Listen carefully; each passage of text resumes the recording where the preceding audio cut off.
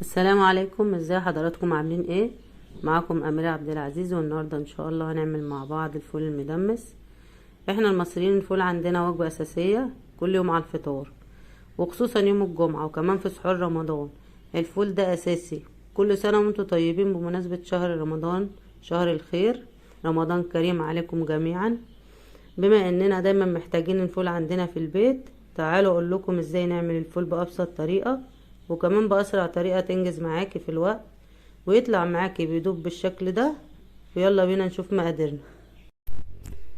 تابعي معايا الفيديو للاخر لان هقولك كل التكات اللي هتخليكي تدمسي الفول في 4 ساعات بس وبأسهل طريقة. مقاديرنا هي: حبايتين طماطم، بصلاية، معلقتين كركم، 3 فصوص توم، نص كيلو من الفول، ربع كوباية عدس، ونص كوباية فول مدشوش، وربع كوباية رز، ونص كوباية حمص. وانت جاية تشتري الفول لازم تنقيه فاتح كده ونضيف، والحباية كبيرة علشان يستوي معاكي بسرعة ويديكي نتيجة كويسة. واول تركية من التركات اللي بتسرع من تدميس الفول هي انك تنقعي كل المكونات بتاعتك لمدة ساعتين في مية بتغلي، وتغيري المية عليهم كل نص ساعة.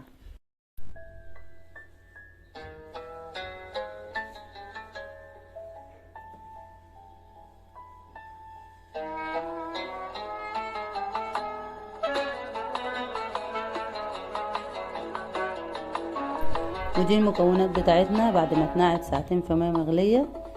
شايفين المكونات نفشت وطريت ازاي، لكنها منقوعه بقالها 24 ساعه.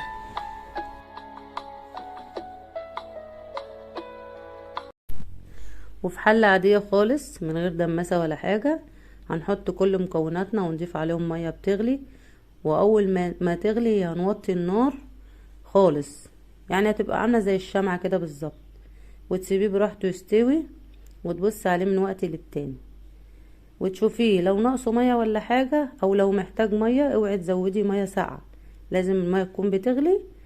ولو حطيتي ميه ساقعه هتخلي قشره الفول تنشف وما تستويش.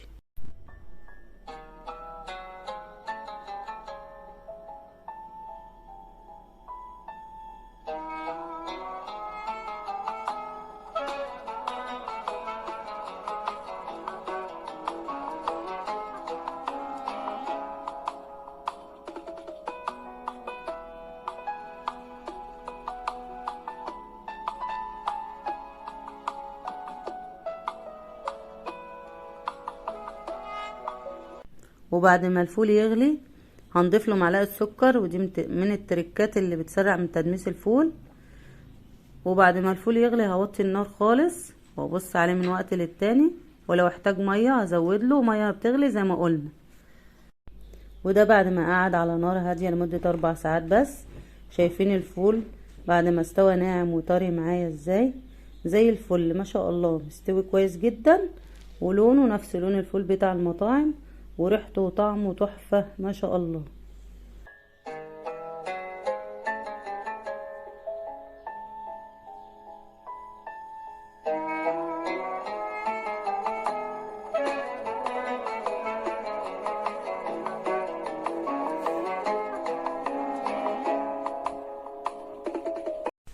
حوجي بقى الفول بالتحويجه اللي تحبيها. بصي شكله ولونه نفس لون فول المطاعم. طبعا لما تعمليه في البيت بتبقي ضامنه نظافته وضامنه جوده المكونات بتاعتك لانك عاملاه بنفسك. جربيه بطريقتي دي، مش هتبطلي تعمليه لانها طريقه فيها مكونات كتيره مغذيه ما بيحطوهاش في المطاعم. وممكن برضو تفرزيه في اكياس وتحطيه في الفريزر يقعد معاكي كذا يوم. وممكن تعملي الفول ده بكذا طريقة، ممكن بالطحينة او بالطماطم، او ممكن تعمليه بالبيض العيون زي ما انا كنت عاملاه. طريقة جميلة جدا وسهلة ومغذية. هسيبلك طريقة الفول بالبيض العيون دي في الاي فوق او في صندوق الوصف تحت الفيديو. بتمنى تكوني استفدت من الفيديو، ولو عجبك الفيديو اشتركي في القناة وحطي لايك، واشوفكم على خير في فيديو جديد، ومع السلامة.